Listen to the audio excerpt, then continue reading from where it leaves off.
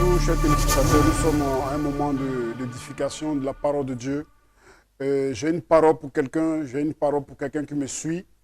Dans Matthieu le chapitre 8, à partir du verset 1 jusqu'au verset 3, je vais lire la parole de Dieu. La Bible déclare que lorsque Jésus fut descendu de la montagne, une grande foule le suivit. Et voici un lépreux s'étant approché, se prosterna devant lui et dit, « Seigneur, si tu le veux, tu peux me rendre pur. » Jésus étendit la main, et le toucha et dit, « Je le veux, sois pur. » Aussitôt, il fut purifié. J'aimerais t'exhorter ce soir à comprendre quelque chose, ou bien ce matin à comprendre des clés qui vont t'amener à recevoir la guérison de Dieu, à recevoir le salut de Jésus-Christ dans ta vie et dans ta vie de tous les jours. La Bible déclare que cet homme qui est lépreux, la lèpre est une maladie d'exclusion. La lèpre est une maladie incurable. Et la lèpre matérialise la condition dans laquelle cet homme se trouvait. Il se trouvait dans une situation lamentable, dans une situation difficile. Mais cette situation ne l'a pas empêché à s'approcher de Jésus. Donc, lorsque nous voulons recevoir la guérison de Dieu, la première chose à faire, c'est de s'approcher de Jésus-Christ de Nazareth. Lorsqu'on s'approche, et après cette étape, il y a une autre étape très importante qui est le fait de se prosterner. Le fait de se prosterner signifie que c'est un signe d'abaissement, c'est un signe d'adoration, c'est un signe qu'on recommande notre vie à Dieu, qu'on recommande nos fardeaux à Jésus-Christ de Nazareth. Et regardez, lorsque cet homme qui est lépreux, cet homme qui souffre, va se prosterner, il va dire au Seigneur Jésus-Christ que si tu veux, tu peux me rendre pur. Il n'a pas dit à Jésus, rends-moi pur tout d'un coup, mais il dit si tu le veux. Donc cela sous-entend que ce lépreux, même dans sa situation difficile, il a cherché la volonté de Jésus-Christ pour sa maladie, pour sa situation. Non, lorsque nous sommes chrétiens, que nous marchons avec le ciel, nous marchons avec Dieu, nous marchons avec Jésus-Christ, il est important, il est très important de demander à chaque instant la volonté de Dieu pour notre vie, pour notre maladie, pour notre situation. Mais il y a d'autres personnes, lorsque rien ne va, ils se tapent la poitrine pour dire, Seigneur, fais ceci pour moi. Mais tu demandes à Dieu de faire ceci pour toi. Est-ce que tu es dans sa volonté? Est-ce que tu es dans sa volonté? Si tu n'es pas dans sa volonté, laisse-moi te dire, fais comme ce lépreux. Laisse-moi te dire, fais comme cet homme qui souffrait, qui avait une situation très difficile. Et au travers de cette situation difficile, il a demandé à connaître la volonté de Dieu. C'est pourquoi il a dit, si tu le veux. Il dit, si tu le veux. Ici, nous avons le verbe vouloir, qui est conjugué au présent de l'indicatif. Donc, cela veut dire quoi?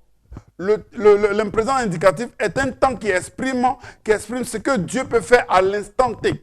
Qui exprime ce que Dieu est capable de faire aussitôt, ce que Dieu est capable de faire tout d'un coup, ce que Dieu est capable de faire soudainement. Et cela veut dire aussi que quand il dit si tu le veux, il est en train de dire à Jésus que Jésus, tu n'es pas passé, mais tu es toujours présent. Que tu es capable de me guérir. Si toi, Jésus, tu le veux. Si tu le veux dans ta volonté, dans ton plan que tu as tracé pour moi, si tu dois me guérir, guéris-moi. Il dit, si tu le veux, tu peux me rendre pur. C'est pourquoi les gens disent que vouloir, c'est pouvoir. Vous voyez? Donc, Jésus veut te guérir, mais tu te mets dans une position de quelqu'un qui exprime déjà son orgueil devant Dieu. Mais prosterne-toi. La première des clés que je vous ai présentées, le monsieur qui est lépreux, dans sa condition, il s'est approché de Jésus-Christ. Dans ta condition, quelle que soit ta condition, quel que soit ce que tu vis, approche-toi de Jésus-Christ.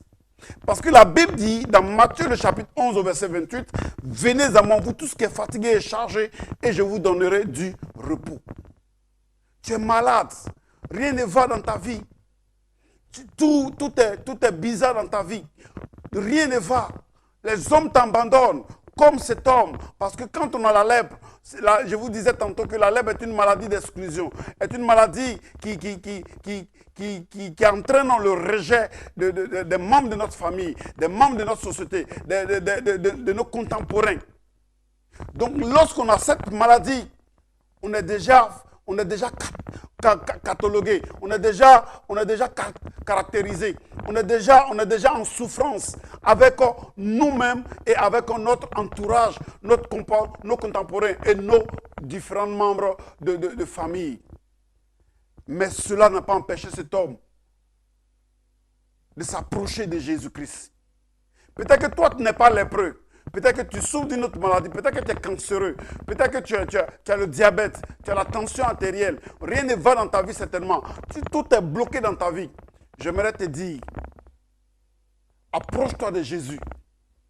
Approche-toi de Jésus et prosterne-toi devant lui. Prosterne-toi, c'est l'image de quelqu'un qui s'abandonne entre les mains de Dieu. Approche-toi devant lui. C'est l'image de quelqu'un qui sait que sans Dieu, il n'est rien.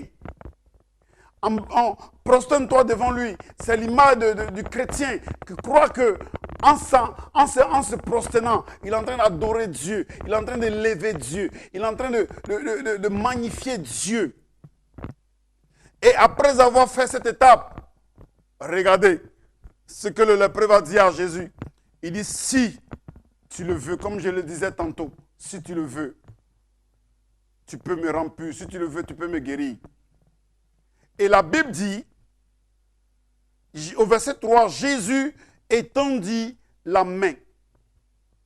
Lorsque tu vas parcourir ces différentes étapes et que tu vas demander à connaître la volonté de Dieu pour ta situation, Jésus va étendre sa main sur ta situation. Jésus va étendre sa main sur ta vie.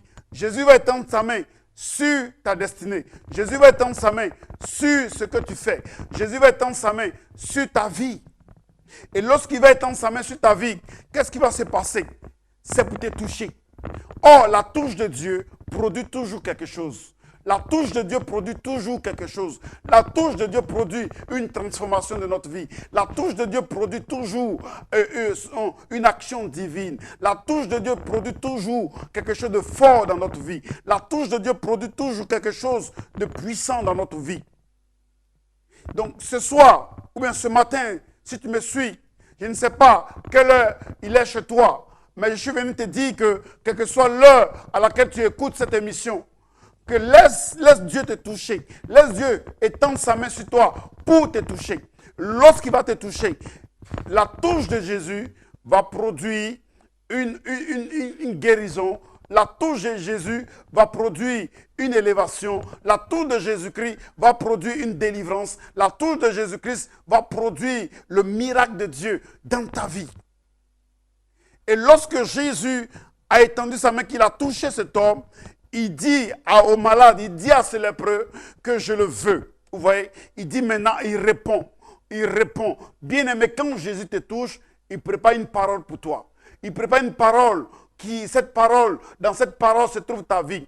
Dans cette parole se trouve ta solution. Dans cette parole se trouve ta guérison. Dans cette parole se trouve ton salut. Dans cette parole se trouve ton mariage. Dans cette parole se trouve ton élévation. Dans cette parole se trouve ta guérison. Dans cette parole se trouve le plan qu'il a pour toi. Dans cette parole se trouve la volonté de Jésus pour ta vie. C'est pourquoi je suis venu dire à quelqu'un ce soir. Je suis venu dire à quelqu'un ce matin. Je suis venu dire à mon frère. Je suis venu dire à ma soeur. Jésus-Christ de Nazareth n'a pas encore dit son dernier mot. Le dernier mot de Jésus va transformer les chaos que tu as vécu, va transformer ta lèpre, oui, va transformer ta lèpre, va transformer ta malédiction en bénédiction. C'est pourquoi, bien-aimé, dans le Seigneur, toi qui me suis, même si tu n'es pas chrétien, même si tu ne marches pas avec Dieu, laisse-moi te dire, tu vis une situation difficile, une situation dans laquelle tu ne sais plus où mettre la tête. Mais laisse-moi te dire, c'est en ce moment-là que tu dois t'approcher de Jésus-Christ. Tu dois t'approcher de lui.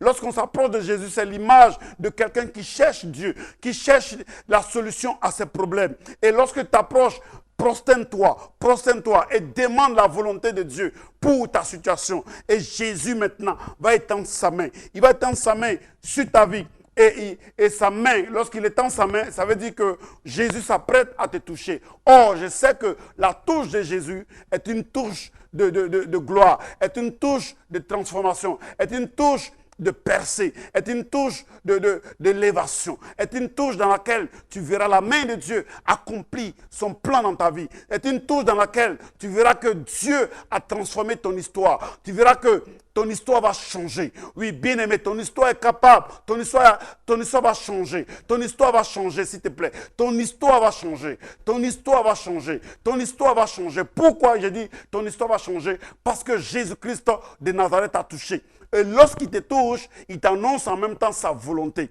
Il dit, je le veux. Il a annoncé sa volonté aux lépreux. Il dit, je le veux. Sois pur, je le veux. Jésus dit, je le veux ce soir, je le veux ce matin. Pour toi, sois élevé, sois béni, sois transformé, sois guéri de ta maladie, sois guéri de ton cancer, sois guéri de tes problèmes de sorcellerie, sois guéri de tes problèmes de malédiction, sois transformé, sois guéri, sois élevé, sois guéri, sois délivré de ton péché. Parce que tu ne peux pas marcher dans ce monde en étant dans le péché. Quand tu vis dans le péché, oui, tu vas mourir parce que la Bible déclare que le salaire du péché, c'est la mort. Mais le don gratuit de Dieu, c'est la vie éternelle. C'est pourquoi j'aimerais dire à quelqu'un, ne vis plus dans le péché. Ne vis plus dans le mal, ne vis plus dans ces choses-là. Jésus-Christ de Nazareth est capable de te restaurer. Jésus-Christ de Nazareth est capable de te restaurer comme il a restauré ce lépreux. La Bible déclare qu'en lui, il n'y a point d'homme de variation. En lui, il n'y a point d'homme de variation. Ce qu'il a fait au temps d'Adam, au temps de Ève, au temps d'Abraham, au temps de Jacob, il est capable de le faire. Ce qu'il a fait au temps de Daniel, au temps de Jérémie, au temps d'Ézéchiel, Jésus de Nazareth est capable de le faire. C'est pourquoi, bien-aimé, oui, ce soir ou bien ce matin, oui, j'aimerais dire à quelqu'un que ton problème n'est pas plus important que le plan que Dieu a pour toi.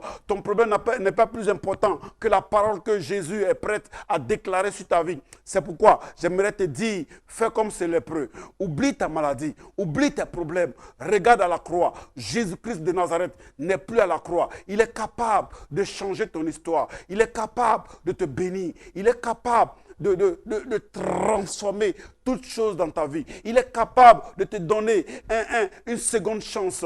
Là où les hommes ne t'ont pas donné de chance, là où les hommes ne t'ont pas écouté, mon Dieu est capable. Il est capable de te libérer. Il est capable de te donner une gloire que les hommes t'ont refusée. Il est capable de te donner ce dont tu as besoin pour vivre avec ta famille. Il est capable de changer ton histoire. Il est capable de te donner une élévation qu'aucun homme ne peut te donner. Parce que la Bible déclare qu'il est le maître des temps et des circonstances. Je ne sais pas ce que tu vis. Je ne sais pas ce que tu traverses. Mais laisse-moi te dire, comme c'est lépreux, Jésus de Nazareth est capable de te bénir, de te délivrer. Jésus est capable de transformer ton histoire. Jésus de Nazareth est capable de t'enlever de la boue et te faire asseoir à la table des grands. Oui, laisse-moi te dire, tes infimités, comme le dit la parole de Dieu, lorsque nous sommes en Christ, nos infimités sont cachées en Jésus-Christ. Le fait que le lépreux s'est connecté à Jésus-Christ, son infimité, qui est la lèpre, s'est cachée en Jésus-Christ et sa vie a